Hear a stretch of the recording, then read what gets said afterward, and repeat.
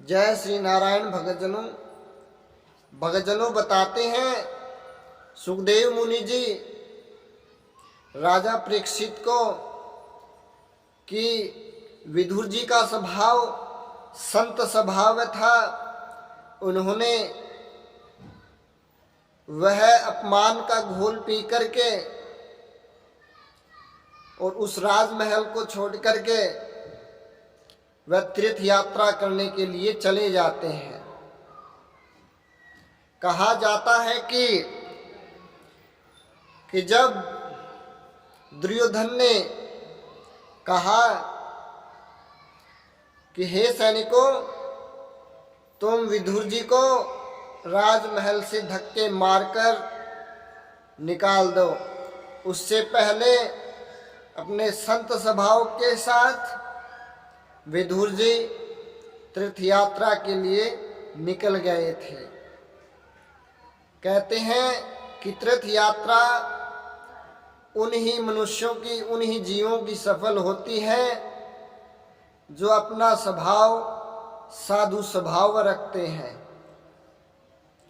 साधु स्वभाव जो कभी किसी की निंदा न करें, न गऊ की, न ब्राह्मण की, न साधु की, न संतों की। और जो तीर्थ यात्रा पर जाते हैं वो मनुष्य, वो जीव हमेशा सत्कर्म करते हैं। सत्कर्म में उनकी प्रवृत्ति होनी चाहिए। यात्रा का अर्थात है याति त्राति, जो अपने इंद्रियों को प्रतिकूल विषयों से हटा करके अनुकूल विषय की ओर ले जाए, वही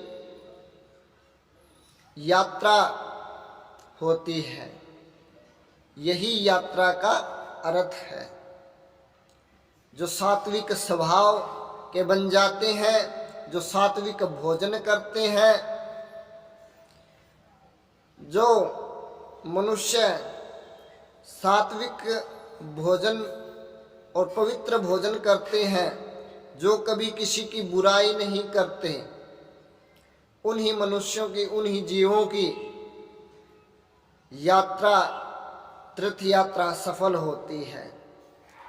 कहते तो ये भी है कि काशी के मथुरा के चक्कर तो कौवा भी लगाता है, लेकिन वो मोह माया को भी नहीं छोड़ सकता। इसलिए मनुष्य भी इस मोह माया के चक्र में फंसा रहता है। अगर उसके पास थोड़ी बहुत भी संपत्ति हो जाती है तो तीर्थ यात्रा के नाम पर वो निकल तो जाते हैं, परंतु वो अपने साथ पाप की गठरी लेकर के जाते हैं और वही गठरी वो साथ में ले आते हैं। क्योंकि उनका स्वभाव, उनका खान पान अच्छा नहीं होता है। जो मनुष्य सच्ची श्रद्धा से सच्ची तीर्थ यात्रा करने जाता है, वही मनुष्य अपने पाप की गठरी को वहां छोड़ करके और पुण्य का भागी बन जाता है।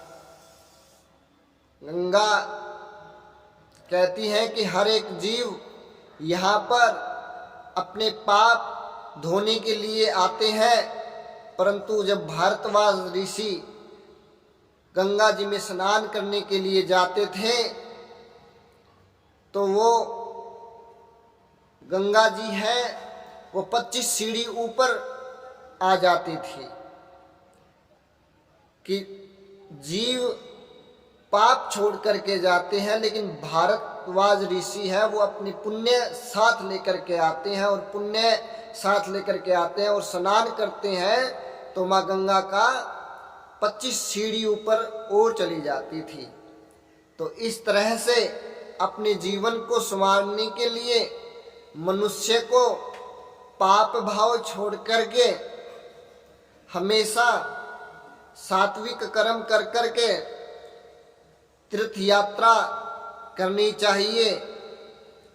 उसमें मनुष्य को हमेशा शुद्ध पवित्र भोजन करना चाहिए, जैसे विदुर जी करते थे। विदुर जी 36 वर्ष की यात्रा करने के लिए, तीर्थ यात्रा करने के लिए अपने घर से चल पड़े थे, और उन्होंने उस यात्रा में अपने अनेक अच्छे कर्म किए। जैसे विधि पूर्वक, विधान पूर्वक उन्होंने सब काम तीर्थ यात्रा के अनुसार किए, तब जाकर के उनकी यात्रा सफल हुई, और कहते हैं कि भगवान प्रसन्न हुए। इस प्रकार अपने जीवन को संवारने के लिए मनुष्य को हमेशा सात्विक कर्म करने चाहिए, और सात्विक कर्म करते हुए मनुष्य अपने आप को भगवान श्री नारायण जी के प्रति समर्पित कर दे, तो ऐसी भावना भी होनी चाहिए। बोलिए श्रीमन नारायण भगवान की जय।